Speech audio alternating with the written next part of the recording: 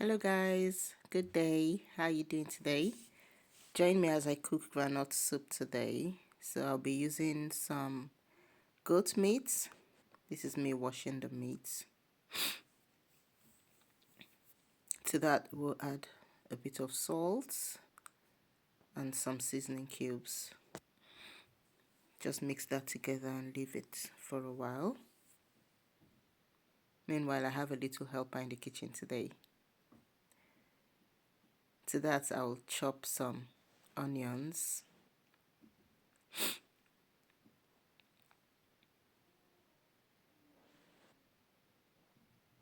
I had some beef tribe, which is also known as shaki, a little bit left in the freezer, so I just added that to it and gave it a bit of a mix.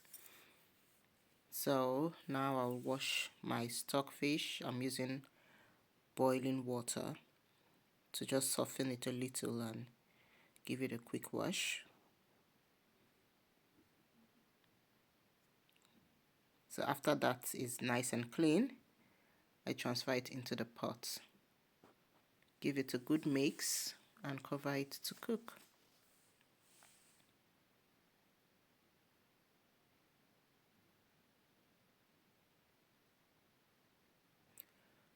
While that is cooking, I go prep my peppers. So I have some scotch bonnet pepper, some bell peppers and onions. I blend that and keep aside. Then I hope you know what this is. This is called iru. Some people call it dadawa. It's locust bean. I just rinse it and set it aside also. That will go into the pot with the peppers. Then this is my smoked dried fish. I go in with hot water to peel off the skin and give it a quick wash.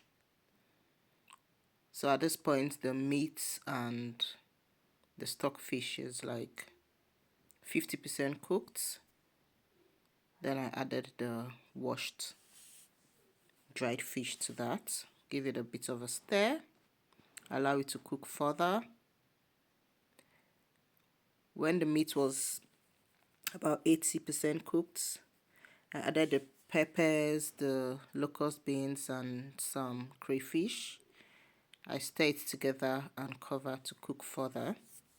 Meanwhile, I'll be using, I noticed this peanuts, they are roasted and peeled, so they save me a lot of stress, you know, having to roast and peel. So I'll be using these. I think for these I used 3 bags. For the quantity of soup I made, I used 3 bags. Blended it and added it to the pot.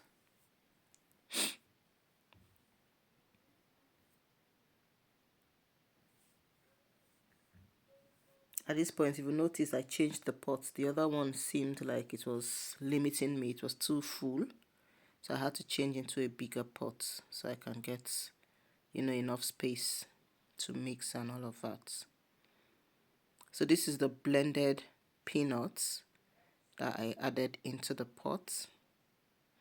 At this point, I'll be adding in some palm oil.